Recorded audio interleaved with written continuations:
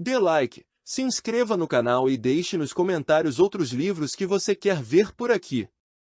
Epicteto Manual 1. De todas as coisas existentes, algumas estão sob o nosso poder e outras não. Debaixo do nosso poder estão o pensamento, o impulso, a vontade de adquirir e a vontade de evitar e, numa palavra, tudo o que resulta das nossas ações. As coisas que não estão sob nosso poder incluem o corpo, a propriedade, a reputação, o cargo e, numa palavra, tudo aquilo que não resulta das nossas ações. As coisas sob nosso poder são, por natureza, livres, não encontram obstáculos à sua frente, não são por nada limitadas. As coisas que não estão debaixo do nosso poder são fracas, servis, sujeitas a limitações, dependentes de outros fatores. Lembre-se que se você imagina que aquilo que é naturalmente escravo está livre e aquilo que naturalmente pertence a outra pessoa é propriedade sua, então você estará prejudicado. Você irá lamentar e ser colocado em um estado de confusão. Você irá culpar deuses e homens. Mas se você pensa que somente aquilo que lhe próprio é que lhe pertence e aquilo que é próprio de outrem realmente pertence àquele outrem, ninguém jamais irá colocar imposições ou limitações sobre você. Você não irá culpar ninguém, não fará nada contra a sua própria vontade, não terá nenhum inimigo, pois nenhum mal pode alcançá-lo. Objetivando, portanto, alcançar esses altos intuitos, você deve se recordar que adquiri-los exige mais do que um esforço ordinário. Você terá de abandonar definitivamente certas coisas e outras apenas neste momento. E se você gostaria de também vir a possuir estes elementos, cargo e riqueza, pode ser que você não venha a alcançar os altos intentos, apenas pelo fato que o seu desejo está fixado nos primeiros e certamente falhará em alcançar aquelas coisas que trazem consigo a liberdade e a felicidade. Faça seu estudo, portanto, de confrontar toda a impressão grosseira com as palavras. Nada mais és que uma impressão e não representas aquilo que parece ser. Então teste-a com aquelas regras que você já possui, e somente com isso, o mais importante de todos os testes, ela se preocupa com aquilo que está debaixo do nosso poder ou com aquilo que não está debaixo do nosso poder. Se ela estiver preocupada com aquilo que não está debaixo do nosso poder, esteja pronto com a resposta que ela nada representa para você. 2. Lembre que a vontade de obter promete a aquisição daquilo que você deseja e que a vontade de evitar promete a fuga daquilo que você deseja evitar, e aquele que falha em obter aquilo que deseja é desafortunado e aquele que não escapa daquilo que deseja evitar fica miserável. Se então, você tenta apenas evitar aquilo que é não natural que se encontra na região que se situa debaixo do seu controle, você então irá escapar de tudo aquilo que você deseja evitar, mas se você deseja evitar a doença ou a morte, você ficará miserável. Portanto, que a sua vontade em evitar não venha se preocupar com aquilo que não se encontre debaixo do poder do homem, direcione-a apenas para as coisas situadas dentro do poder do homem e que são contrárias à natureza. Mas para o momento, você deve remover completamente a vontade de adquirir, porque se você deseja obter algo que não esteja debaixo do poder do homem, você inevitavelmente será desafortunado enquanto que nenhuma das coisas que se encontram debaixo do poder do homem, que você possa vir a desejar adquirir de forma honrada ainda está fora do seu alcance. O impulso para agir e não agir, esses são os pontos onde deve se concentrar a sua preocupação. Ainda assim, exercite-o gentilmente, sem forçar, e provisoriamente. 3. Quando qualquer coisa, desde a coisa mais ínfima para cima, é atraente ou útil, ou um objeto de afeição, lembre-se sempre de dizer para você mesmo, qual é a sua natureza. Se um jarro lhe agrada, diga que você é que está contente com aquele jarro, então você não ficará perturbado se ele vier a se quebrar. Se você beija o seu filho ou a sua esposa, diga para você mesmo que você está beijando um ser humano, porque então, se a morte vier a ocorrer a algum deles ou a ambos, você não ficará perturbado. 4. Quando você está a ponto de pegar algo na sua mão, recorde-se que tipo de coisas aquilo é. Se você vai tomar banho, coloque ante a sua mente o que acontece no banho, a água se despejando sobre alguns, outros sendo atirados nela, outros resmungando, outros roubando, e você então estará atuando de forma mais segura se você se disser de chofre, eu desejo me banhar e quero manter a minha vontade em harmonia com a natureza, e assim com todas as coisas que você vier a fazer. Desta forma, se algo vier a prejudicá-lo no decorrer do seu banho, você estará pronto para dizer, eu não queria apenas me banhar, mas manter a minha vontade em harmonia com a natureza e não serei capaz de fazer isso, se perder o meu controle emocional com isto que está acontecendo. 5. Perturba a mente dos homens não são os eventos, mas os seus julgamentos sobre os eventos. Por exemplo, a morte não é nada horrível ou então Sócrates a teria considerado como tal. Não, a única coisa horrível sobre ela está no julgamento dos homens de que ela é horrível. E assim, quando estamos impotentes ou perturbados ou ansiosos, que nunca venhamos a colocar a culpa sobre os outros, mas sim nós próprios, ou seja, sobre os nossos próprios julgamentos. Acusar os outros das nossas desventuras é um sinal de falha de educação. Se acusar a si próprio mostra que a educação daquele indivíduo teve início, acusar nem a si próprio nem aos demais mostra que a educação do indivíduo está completa. 6. Não se extasie frente a uma excelência que não seja a sua própria. Se o cavalo, no seu orgulho, viesse a dizer, eu sou belo, poderíamos aceitar isso. Mas quando você diz com orgulho, eu tenho um belo cavalo, saiba que aquele bom cavalo é a base do seu orgulho.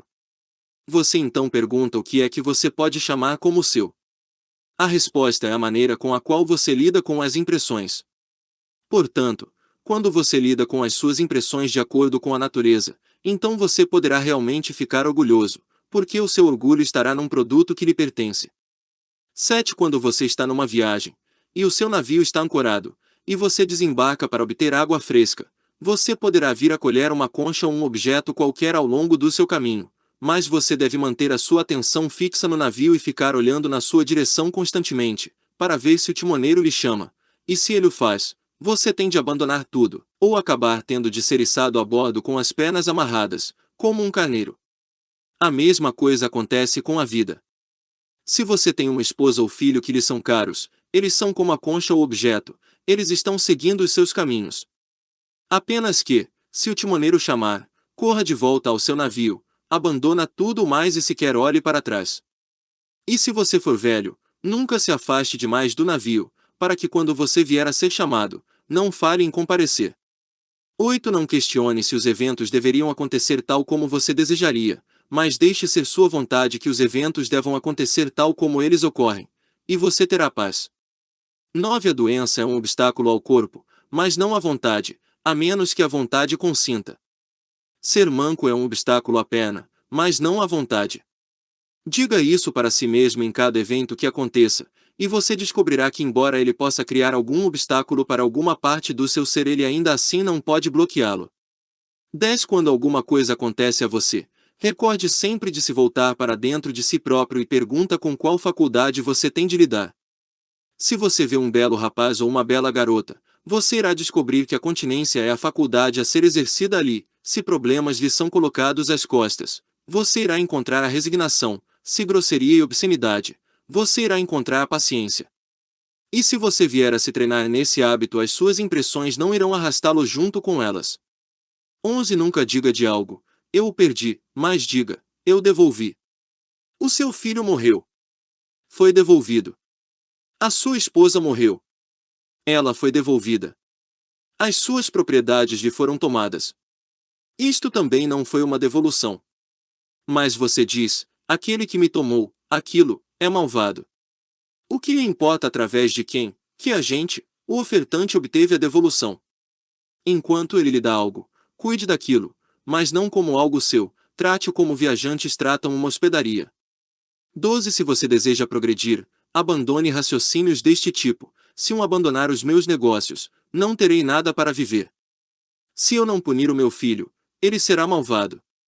Porque é melhor morrer de fome, de tal maneira que você esteja livre da dor e livre do medo, do que viver na abundância e estar com a mente perturbada. É melhor que o seu filho cresça malvado do que você ficar miserável. Portanto, inicie com coisas pequenas. Uma gota do seu óleo derramou. A sua sopa foi roubada. Diga para si mesmo, este é o preço pago pela liberdade da paixão, este é o preço de uma mente quieta. Nada pode ser obtido sem um preço a pagar. Quando você chama o seu jovem escravo, reflita que ele poderá não ser capaz de ouvi-lo, e se ele vier a ouvi-lo, ele poderá não ser capaz de realizar nada que você queira. Mas ele não está tão bem que nele resida a capacidade de lhe conferir a paz da mente. 13. Se você deseja progredir, você deve se contentar em parecer um tolo ou simplório no que concerne aos assuntos externos. Não deseje que os homens venham a pensar que você sabe algo, e se vier a pensar que é alguém, desconfie de si próprio. Porque saiba que não é fácil manter a sua mente em harmonia com a natureza e ao mesmo tempo manter o controle das coisas externas. Se você dá atenção a uma, você necessariamente tem de negligenciar a outra. 14. É uma tolice querer que os seus filhos, a sua esposa e seus amigos vivam para sempre, porque isso significa que você deseja que aquilo que não está debaixo do seu controle venha a ficar debaixo deste e que aquilo que não é seu passe a sê-lo. Do mesmo modo, se você quer que um serviçal seu não cometa erros, você é um tolo, porque no fundo você deseja que o vício não seja um vício, mas algo diferente. Mas se você não quer ser desapontado na sua vontade em obter, você pode vir a alcançar isso. Exercite-se então naquilo que está debaixo do seu poder. O mestre de cada homem é o homem que possui autoridade sobre aquilo que ele deseja e não deseja, de se assegurar de um e de afastar o outro. Que aquele que deseja estar livre não venha a desejar por algo ou evitar algo que dependa de outros, ou então ele está fadado a ser um escravo. 15. Lembre-se que você deve se comportar na vida como se estivesse num banquete.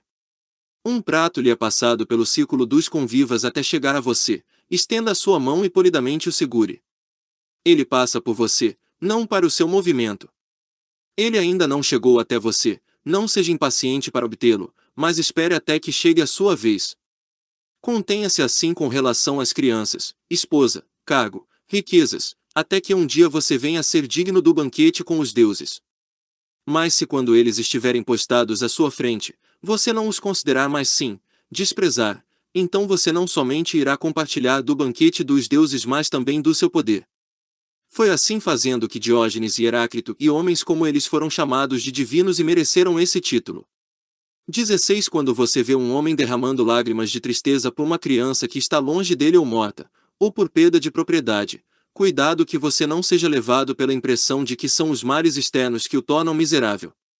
Mantenha este pensamento com você: o que o incomoda não é o evento, porque isso não incomoda a outra pessoa, mas sim o seu julgamento sobre o evento. Portanto, não hesite em simpatizar-se com ele enquanto as palavras forem válidas, e mesmo a chance, se assim for, chegando mesmo a gemer com ele, mas cuide-se que você não venha também gemer no seu ser interno. 17. Lembre-se que você é um ator numa peça teatral, e que o ator escolheu a maneira que ela será encenada. Se ele a deseja curta, ela é curta; se longa, ela será longa. Se ele quer que você encene um homem pobre, você deve atuar o seu papel com todos os seus poderes, da mesma maneira com um papel de aleijado ou de magistrado ou de um homem comum. O seu negócio é o de encenar o papel que lhe foi dado, e bem, a escolha do elenco pertence ao outro.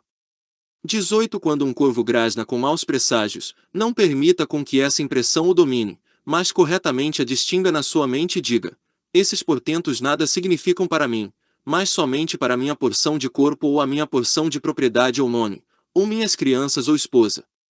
Mas para mim todos os portentos são favoráveis se eu quiser, porque, não importa qual seja o assunto, está em meu poder obter benefício dele. 19. Você pode ser invencível, se você nunca entrar numa contenda onde a vitória não está sob o seu poder. Cuidado para que, quando você vê um homem erguido à fama ou à alta reputação, você não seja dominado por elas. Porque se a realidade do bem está naquilo que está debaixo do seu controle, então não há espaço para inveja ou desconfiança. E você não irá desejar ser um pretor, ou prefeito ou cônsul, mas sim ser livre, e existe apenas um único caminho para a liberdade: desprezar aquilo que não está debaixo do seu poder. 20. Lembre-se que más palavras ou golpes em si próprios não representam um ultraje, mas o seu julgamento que eles assim o são. Assim, quando alguém o torna irritado, saiba que é o seu próprio pensamento que o tornou irritado. Portanto, faça como sua primeira e principal tarefa não permitir com que as impressões lhe dominem. Porque quando você ganha um espaço e um retardamento na reação, você irá notar que se torna mais fácil se controlar. 21. Mantenha frente aos seus olhos, dia a dia, a morte e o exílio e todas as coisas que parecem terríveis, mas a morte é a maior delas, e então você nunca irá colocar os seus pensamentos naquilo que é baixo e nunca irá desejar nada além das suas medidas apropriadas. 22. Se você coloca o seu desejo na filosofia, você deve imediatamente se preparar para se encontrar com o ridículo e com as risadas daqueles que irão dizer: aqui está ele novamente, se fazendo passar por filósofo. Onde é que ele adquiriu essa aparência orgulhosa? Não, não assuma nenhuma aparência orgulhosa, mas se prenda àquilo que lhe parece melhor, confiando que Deus o colocou nesse lugar. E lembra-se que se você mora onde você está, aqueles que primeiro riam de você num outro dia irão admirá-lo, e que se você ceder caminho para eles, você será duplamente ridicularizado. 23 Se vier a lhe acontecer ser conduzido para as coisas externas, de tal maneira que você deseje agradar outra pessoa, saiba que você perdeu o plano da sua vida. Contente-se então em ser apenas um filósofo. Se você deseja ser considerado como um, então mostre a si próprio que você é um filósofo e você será capaz de alcançar essa meta. 24 Não permita que reflexões como essas o aflijam. Eu irei viver sem honra, e nunca terei alguma importância, porque se a falta de honra é um mal, ninguém a não ser você pode envolvê-lo no mal quanto na vergonha. É assunto seu obter um cargo ou ser convidado a participar de algum entretenimento? Certamente não. Onde então se encontra a desonra a que você está se referindo? Como pode você ser algo, em qualquer lugar, quando você deve realmente importante apenas naqueles assuntos que estão dentro do seu poder, onde você pode vir a alcançar o maior valor possível? Mas meus amigos, diz você, não irão me ajudar. O que você quer dizer por não ajudar? Eles não terão dinheiro para lhe dar e você não os irá tornar em cidadãos de Roma. Quem olhe disse que fazer este tipo de coisa está dentro do seu poder, e não dependendo de outras pessoas. Quem pode dar a alguém alguma coisa que não é sua? Obtenha-as, então, diz ele, para que ele as possa possuir. Se eu as posso obter e manter o meu autorrespeito, honra, magnanimidade, mostre o caminho e eu as obterei. Mas se você me chama para que eu no final perca aquelas coisas que realmente são minhas, para que você possa ganhar coisas que não são boas, olhe o quão injusto e insensato você é. E o que você prefere? O dinheiro ou um amigo fiel e modesto? Portanto, ajude-me ao invés de manter aquelas qualidades, e não espere de mim as ações que irão fazer com que eu as perca. Mas o meu país, diz ele, irá precisar de ajuda, na medida em que estou em condições de ajudar. Mais uma vez pergunto, que tipo de ajuda você está querendo dizer? O seu país não irá ficar lhe devendo colunas ou banhos públicos. O que é aquilo? A ajuda não fica devendo os sapatos aos ferreiros ou as amas aos sapateiros, é suficiente que cada homem venha desempenhar a sua própria função. Não seria bom, para a ajuda ao país, que você a confiasse para outro cidadão, comprovadamente, fiel e modesto? Sim. Bem, então você não seria inútil frente a ela. Que lugar então assumirei na cidade? Seja o lugar que você possa manter o seu caráter pela honra e pelo autorrespeito. Mas se você corre o risco de perder essas qualidades ao tentar beneficiar a sua cidade, que benefício, pergunto eu, teria você realizado a ela quando você obtém a perfeição de ter perdido a honra e estar perdido a vergonha? 25 Alguém o precedeu num entretenimento ou numa recepção de cerimônia, ou mesmo foi chamado a dar conselhos antes de você. Se essas coisas são boas, você deveria ficar contente que aquele que usufruiu delas as obteve. Se elas são más, não fique irado que você não as obteve para si próprio. Lembre-se que se você deseja obter aquilo que não está debaixo do seu poder, você não pode obter a mesma recompensa que os outros a menos que você atue como eles. Como é possível para aquele que não corteja os grandes do mundo ter os mesmos quinhões daqueles que o fazem? Ou que não participa dos seus cortejos frente àquele que está com eles? Ou que não os honra com aqueles que o fazem? Você seria injusto então, e insaciável, se desejar obter esses privilégios por nada, sem pagar pelo seu preço. Qual é o preço da alface? Uma moeda, talvez. Então e se um homem paga a sua moeda e obtém as suas alfaces, e você não paga e não obtém as suas, então não pense que você foi enganado. Porque enquanto ele tem as suas alfaces, você possui a sua moeda, que você não trocou. O mesmo princípio se encontra também na boa conduta. Você não foi convidado para a festa de alguém. Por que você não pagou ao hospedeiro o preço pelo qual ele vende o seu jantar? Ele o vende por cumprimentos, ele o vende pelas atenções. Pague-lhe o preço, então se isto lhe vier a trazer algum ganho. Mas se você deseja obter um, e não abandonar o outro, nada lhe poderá satisfazer na sua tolice. O que? Diz você, você preferiria o nada ao invés do jantar? Não, você não elogiou o homem que você não deseja elogiar, você não teve de suportar os insultos do degrau da sua porta. 26 Está dentro do seu poder descobrir a vontade da natureza a partir dos assuntos sobre os quais não temos diferenças de opinião. Por exemplo, quando o escravo de um homem quebrou a taça de vinho, estamos nós dois muito prontos para dizer imediatamente tais coisas devem acontecer. Saiba então que quando a sua própria taça de vinho é quebrada, você deve se comportar do mesmo modo que quando a do seu vizinho foi quebrada. Aplique o mesmo princípio para assuntos superiores.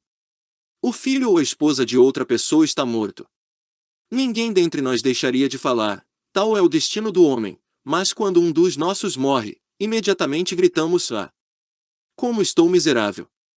Mas temos de nos recordar o que são os nossos sentimentos quando os ouvimos de outra pessoa. 27 Assim como um sinal é criado para que os homens não venham a desconsiderá-lo, da mesma maneira não existe nada intrinsecamente maligno no mundo. 28 Se qualquer um confiasse o seu corpo ao primeiro homem que encontrar, você ficaria indignado, mas ainda assim você confia a sua mente ao primeiro transeunte casual e permite com que ela fique perturbada e confusa. Se ele vier a lhe agredir verbalmente, você não se envergonha disso. 29 Em tudo você leva em consideração aquilo que vem primeiro e o que se segue, e este é a maneira pela qual você se aproxima das coisas.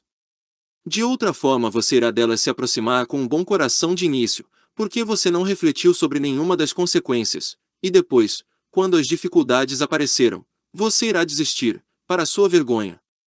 Você deseja vencer em Olímpia, eu também, pelos deuses, porque é uma coisa boa.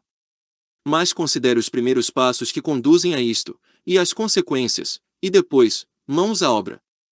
Você deve se submeter à disciplina, comer de acordo, não tocar em doces, treinar debaixo de rigores, numa hora fixa, no calor e frio, não beber água fria, nem vinho, a não ser quando receber a ordem de fazer isso. Você deve se entregar completamente ao seu treinador assim como faria para o seu médico e depois, quando chega a hora da competição, você deve se arriscar a se machucar e algumas vezes ter a sua mão deslocada, torcer o tornozelo, engolir um bocado de areia, algumas vezes ser batido. E junto com isso tudo, ser derrotado. Quando você considerou tudo isto muito bem, então ingresse numa trajetória de atleta, se você ainda o desejar. Se você atuar sem pensar, você estará se comportando como uma criança, aquela que um dia brinca de ser lutador, no outro dia de gladiador, agora toca a trombeta e logo em seguida se pavoneia no meio da arena. Como ela, você agora será um atleta e depois um gladiador, orador, depois filósofo, mas no fundo não será nada, frente à sua alma. Como um macaco, você imita a cada gesto que vê e uma coisa depois da outra atrai o seu capricho. Quando você dá início a alguma coisa, você o faz casualmente e sem muita convicção, ao invés de considerá-la seriamente, olhando para ela de todos os lados. Da mesma forma algumas pessoas, quando elas veem um filósofo e ouvem um homem falando como Eufrates e realmente, quem consegue falar como ele? Desejam elas próprias ser filósofos. Homem, considera primeiro o que é que você está iniciando, depois olhe para os seus próprios poderes e veja se é capaz de suportar a tarefa. Você deseja competir no pentatlo ou nas lutar corpo a corpo? Olhe para os seus braços e coxas, veja o que se parece à sua cintura. Pois para diferentes homens nascem para diferentes tarefas. Você imagina que se fizer isso, você poderá viver como vivia até agora, comendo, bebendo como faz agora, se permitindo os prazeres e descontentamentos tal como antes. Se você deseja ser um filósofo você deve ficar sentado, estudando, até tarde, trabalhar duro, abandonar a sua própria gente, ser desrespeitado por um mero escravo, ser ridicularizado pelas pessoas que o encontram, obter o pior das coisas em tudo na honra, no cargo, na justiça, em todas as coisas possíveis. Isto é o que você tem de levar em conta, se você estiver disposto a pagar este preço para obter a paz da mente, liberdade e tranquilidade. Se não, não se aproxime, não seja como as crianças, primeiro um filósofo, depois um coletor de impostos, depois um orador e logo após um dos procuradores de César. Essas vocações não se harmonizam. Você deve ser um homem, bom ou mau, você deve ou desenvolver o seu princípio governante ou as suas características externas, você deve ou estudar o seu homem interno ou as coisas externas, numa palavras, você deve escolher a posição de um filósofo ou a de um mero espectador externo. 30 atos apropriados são geralmente medidos pelas relações com os quais eles se preocupam. Ele é o seu pai. Isto significa que se espera que você cuide dele, dê precedência a ele em todas as coisas, suporte o seu mau gênio quando ele o ofende ou ataca. Mas ele é um mau pai. Bem, você tem algum direito natural de exigir um bom pai. Não, somente de um pai. O meu irmão me causa problemas. Então tome o cuidado de manter a relação que você estabeleceu com ele e não considere o que ele faz, mas o que você deve fazer se o seu propósito é o de manter-se conforme a natureza. Porque ninguém irá lhe causar mal sem o seu consentimento, você somente será atingido quando vier a pensar que está sendo prejudicado. Você somente irá descobrir que é apropriado esperar do seu vizinho, cidadão ou pretor, se você criar o hábito de olhar para as relações implícitas por cada um deles. 31 Por piedade em nome dos deuses, saiba que a coisa mais importante é esta: ter as opiniões corretas sobre eles, que eles existem, e que eles governam o universo bem e justamente, e que você concorde em obedecê-los, e aceitar tudo o que acontece, seguindo os eventos com uma mente livre, na crença de que eles estão preenchidos pela mais elevada das mentalidades. Porque assim você nunca irá culpar aos deuses, nem acusá-los de se esquecerem de você. Mas isto você não é capaz de alcançar, a menos que você aplique o seu conceito de bem e mal apenas naquelas coisas que se encontram debaixo do seu poder, e não naquelas que estão fora do seu poder. Porque se você vier a aplicar a sua noção de bem e mal a estas últimas coisas, então, assim que você não conseguir obter aquilo que deseja ou em evitar aquilo que quer afastar, você certamente irá culpar e odiar aqueles que você considera responsáveis pela situação. Cada criatura viva tem uma tendência natural para evitar e rejeitar aquilo que lhe parece nocivo e tudo que conduz a isto, e em perseguir e admirar aquilo que é útil e tudo que conduz a isto. Portanto, não é possível para aquele que pensa que está sendo prejudicado, sentir prazer naquilo que pensa ser o autor do dano, mais do que tomar prazer no próprio dano. Este é o porquê do pai ser vilipendiado pelo filho, quando ele não dá ao seu filho uma porção daquilo que o filho considera ser boas coisas. Assim Policines e Eteocles desenvolveram uma inimizade mútua ao pensar que o trono de um rei era uma coisa boa. Este é o porquê do lavrador, do marinheiro, do mercador e todos aqueles que perdem esposa ou filho, acusam e vilipendiam os deuses. Porque a religião dos homens é mantida pelos seus interesses. Portanto, aquele que toma por preocupação o direcionamento correto da sua vontade em obter ou em evitar, está consequentemente fazendo da piedade a sua mais importante preocupação. Mas é apropriado, em cada ocasião, oferecer libação e sacrifício e oferecer os primeiros frutos de acordo com o costume dos nossos pais, com pureza e não uma maneira desmazelada e descuidada, sem avareza nem extravagância. 32 Quando você faz uso da profecia, lembre-se que mesmo que não saiba qual será o resultado final e veio aprendê-lo do profeta, ainda assim você sabe, antes mesmo de chegar à frente dele, que tipo de coisa ou situação você tem em frente, se você é realmente um filósofo. Isto porque se o evento não está debaixo do seu controle, ele não pode nem ser bom nem mau.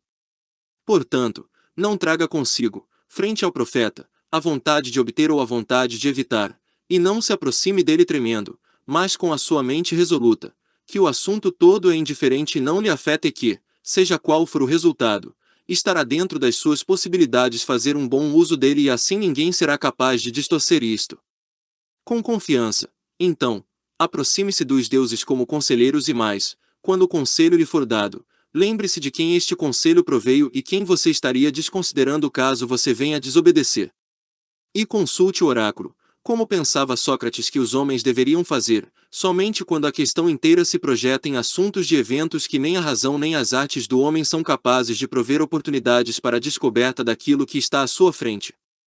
Portanto, quando for o seu dever arriscar a sua vida frente ao amigo ou ao país, não pergunte ao oráculo se você deve arriscar ou não a vida. Porque se o profeta lhe avisar que o sacrifício é desfavorável, já que é claro que isto implica na morte, exílio ou injúria a alguma parte do seu corpo, ainda assim a razão exige que mesmo este preço deve ser pago, que você esteja ao lado do seu amigo ou compartilhe dos riscos do seu país. Portanto, preste atenção ao maior dos profetas, Pitim Apolo, que atirou fora do seu templo o homem que não ajudou ao seu amigo, quando este estava sendo morto. 33 Defina para si próprio, desde o início uma marca definida ou um estilo de conduta que você mantenha quando está sozinho e também quando na sociedade dos homens. Esteja em silêncio na maior parte do tempo, ou, se tiver de falar, fale apenas aquilo que é necessário e em poucas palavras. Fale, mais raramente, se a ocasião assim o exige, mas não fale de coisas ordinárias, de gladiadores, corridas de cavalo, ou atletas, ou de carnes ou bebidas, Estes são tópicos que surgem em todos os lugares, mas acima de tudo, não fale dos homens seja em acusação ou elogios ou comparações. Se puder, conduza a conversação que ocorre na sua presença para algum assunto apropriado, e se você, por acaso se encontrar no meio de estranhos, permaneça em silêncio. Não ria muito, nem frente a muitas coisas, nem sem algum tipo de controle. Recuse-se em fazer juramentos, sempre se possível, mas se não puder evitar, na medida em que as circunstâncias o permitirem. Recuse o entretenimento de estranhos e do vulgar. Mas se surgir a ocasião de aceitá-los, então tente intensamente evitar recair no estado do vulgar. Saiba que, se o seu camarada possui uma nódoa sobre ele, aquele que se associa com ele necessariamente compartilha da nódoa com ele, mesmo que de início esteja limpo. Para o seu corpo tome apenas aquilo que as suas necessidades básicas exijam, tais como comida, bebida, vestuário, casa, empregados, mas corte fora tudo que conduza ao luxo e ao exibicionismo. Evite a impureza ao máximo das suas capacidades antes do casamento e se você se abandonar à paixão, permita que ela se expresse de maneira correta. Mas não seja agressivo ou censurador contra aqueles que se envolvem na paixão licenciosa, e não esteja sempre demonstrando a sua castidade. Se alguém lhe chama a atenção disso e fala mal de você, não se defenda contra o que ele lhe acusa, mas responda: ele não conhece as minhas outras faltas, ou então ele não teria mencionado apenas estas. Não é necessário na maioria das vezes ir até os jogos, mas se você em alguma ocasião deve ir, mostre que a sua primeira preocupação é para com você mesmo, ou seja, deseje que apenas venha a acontecer aquilo que acontece, e que vença aquela que deve vencer, porque assim você não irá sofrer qualquer tipo de angústia. Mas controle qualquer impulso para o aplauso, ou ridículo ou ao entusiasmo prolongado. E quando você for embora, não fale muito sobre o que ocorreu ali, exceto naquilo que permite o seu aperfeiçoamento no controle dessas qualidades. Porque falar muito sobre isto, e qualquer assunto, implica que o espetáculo excitou a sua imaginação. Não vá ouvir palestras com atitude superficial ou causal, mas se for, mantenha sua seriedade e dignidade e não se torne um indivíduo ofensivo aos demais. Quando você vai encontrar-se com alguém, e particularmente com alguém de eminência reconhecida, coloque frente à sua mente o pensamento: o que é que Sócrates e Zeno teriam feito? E você não terá dificuldade em tirar o proveito apropriado da ocasião. Quando você vai visitar algum grande homem, prepare a sua mente ao pensar que talvez você não venha encontrá-lo, e se o encontrar, que ele talvez seja tirado fora da sua casa, as portas lhe sejam fechadas violentamente contra o seu rosto, que ele não lhe dará nenhuma atenção. E se apesar de tudo, você ainda achar que deve ir até lá, vá e suporte o que vier a acontecer, e nunca se diga internamente não valeu a pena, porque isso demonstra uma mente vulgar e uma pessoa em luta contra coisas externas. Na sua conversação evite menções frequentes e desproporcionadas das suas próprias atividades e aventuras, porque as outras pessoas não têm o mesmo prazer em ouvir as coisas que lhe aconteceram na mesma medida que você obtém ao contá-las. Evite causar o riso dos homens. Este é um vício que rapidamente recai na vulgaridade e serve muito bem para diminuir o respeito que os seus vizinhos lhe devotam. É também perigoso fazer uso de linguagem obscena. Quando algo desse tipo acontecer, chame a atenção do ofensor, se a ocasião o permitir, e se não, faça ficar claro para ele, pelo seu silêncio, ou então um ruborizar-se ou mesmo um franzir de testa, que você está irado pelas suas palavras. 34 Quando você imagina algum prazer, cuidado que ele não o venha a carregar consigo, como outras imaginações. Espere um pouco, se dê uma pausa. Em seguida lembre-se de duas coisas: quanto tempo você irá apreciar aquele prazer e também por quanto tempo você irá depois se arrepender e se autoacusar. E se coloque do outro lado do prazer e da autossatisfação que você receberia se souber se controlar. E se o momento vier de realizar o prazer, tome providências que você não seja dominado pela provocante doçura e atração deste. Coloque no outro prato da balança o pensamento do quanto melhor é a consciência de tê-lo conquistado. 35 Quando você faz uma coisa porque você determinou que ela deva ser feita, nunca evite ser visto fazendo-a, mesmo se a opinião da multidão venha a condená-lo. Porque se a sua ação for errada, então evite em realizá-la, mas se for correta, por que temer aqueles que o irão acusar erradamente? 36 As frases "é dia" e "é noite" significam muito quando consideradas isoladamente, mas não têm o menos significado quando combinadas.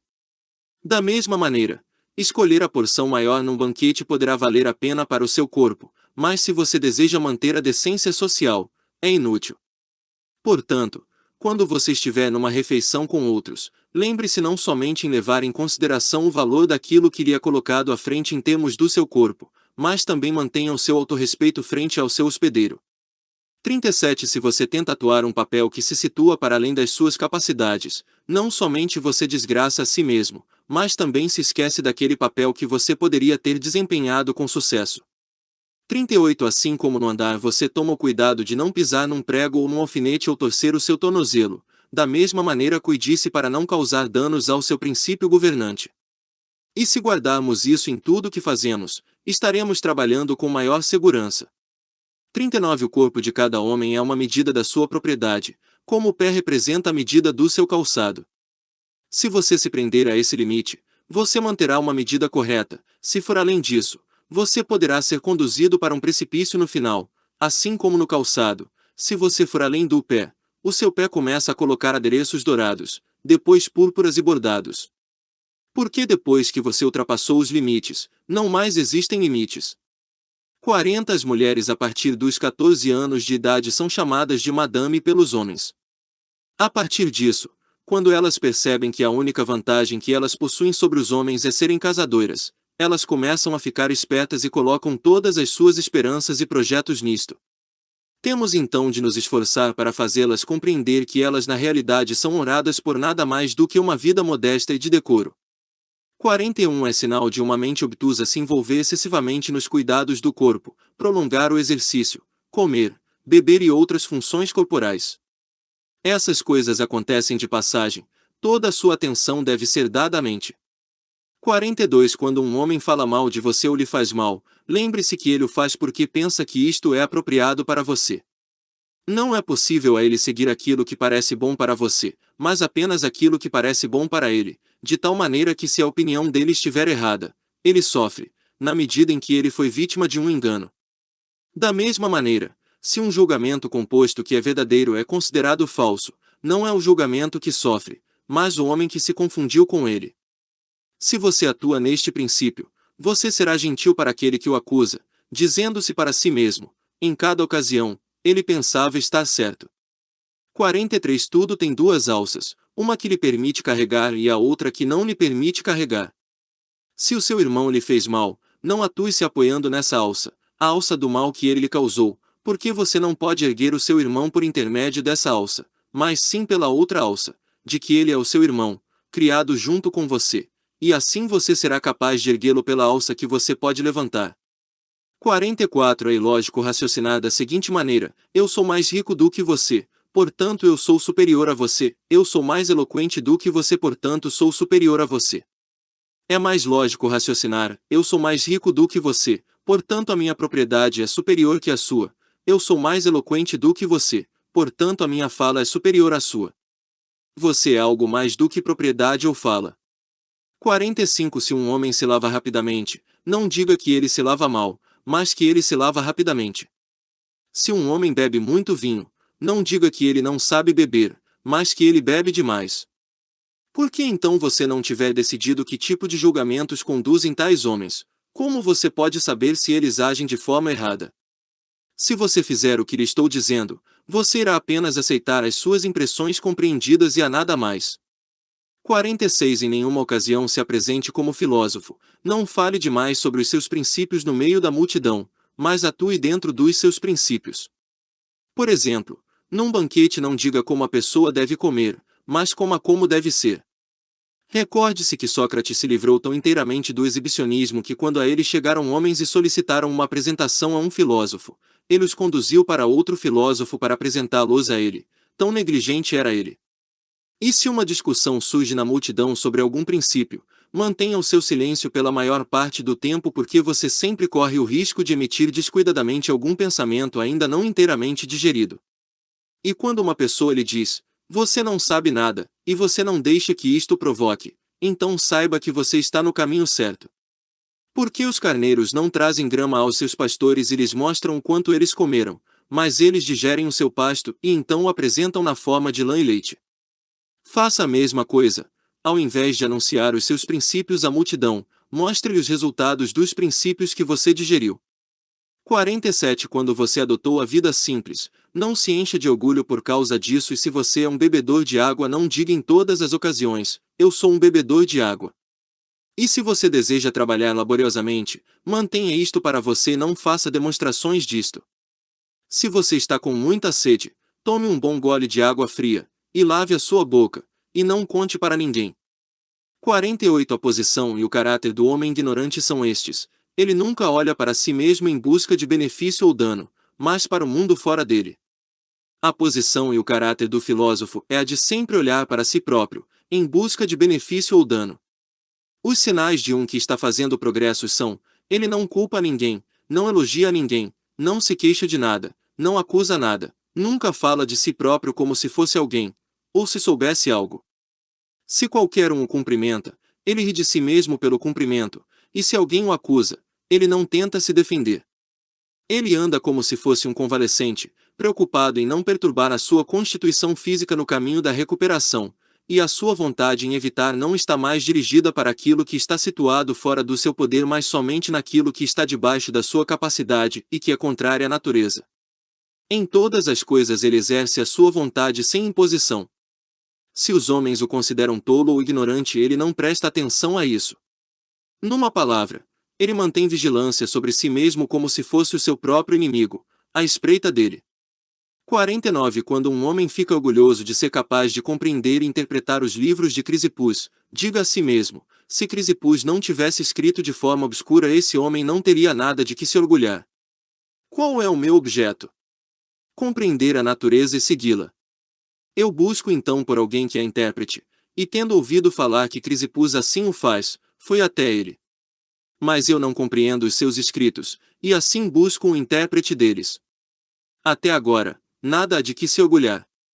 Mas quando eu encontrei o intérprete, ainda assim permanece o fato de que eu tenho de agir de acordo com os seus preceitos, é isso e apenas disso que podemos nos orgulhar.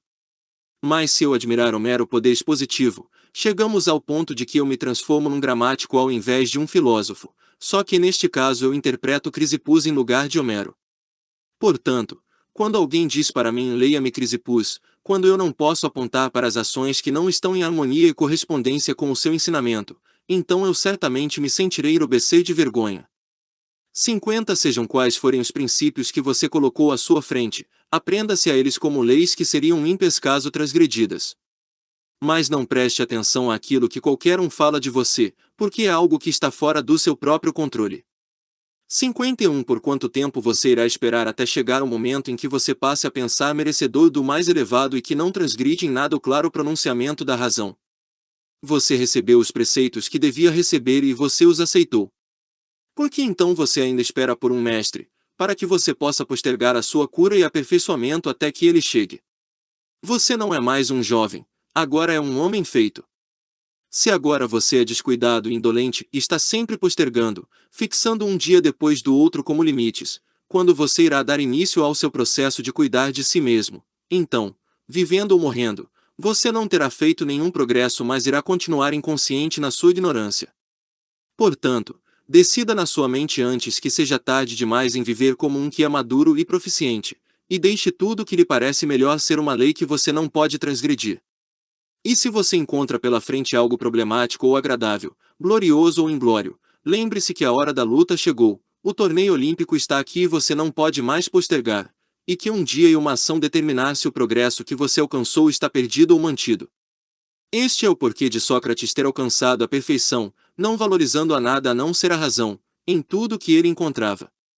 E se você ainda não é Sócrates, ainda assim deveria viver como alguém que deseja vir a ser Sócrates. 52. O primeiro, e mais necessário setor da filosofia lida com a aplicação dos princípios, por exemplo, não mentir. O segundo lida com demonstrações, por exemplo, como é que uma pessoa não deve mentir. O terceiro está preocupado com o estabelecimento e análise desses processos, por exemplo, como posso ter a certeza que isto é uma demonstração? O que é uma demonstração? O que é consequência? O que é contradição? O que é verdade? O que é falso? Se segue então que o terceiro setor é necessário devido ao segundo setor e que o segundo se deve ao primeiro. O primeiro é a parte mais necessária e naquilo onde devemos nos apoiar. Mas nos revertemos à ordem, nos preocupamos com o terceiro e nele colocamos a totalidade da nossa preocupação enquanto que negligenciamos completamente ao primeiro. É por isso que mentimos, mas estamos sempre prontos em demonstrar que o mentir é errado. 53 Em todas as ocasiões, temos de ter sempre esses pensamentos à mão: conduz-me, ó Zeus, e conduz-me, destino, seja qual for o lugar ordenado pelos teus decretos. Eu para ali irei, não duvidando, ou se com a minha vontade covardemente eu ficar em falta, eu ainda assim para lá seguirei. Cleantes. Aquele que corretamente satisfaz as necessidades nas coisas divinas, nós o consideramos hábil e sábio. Eurípides. Bem, Crito, se isto é a vontade dos deuses, que seja. Platão. Anitus e Meletus têm poder de me conduzir à morte, mas não o de me causar mal. Platão.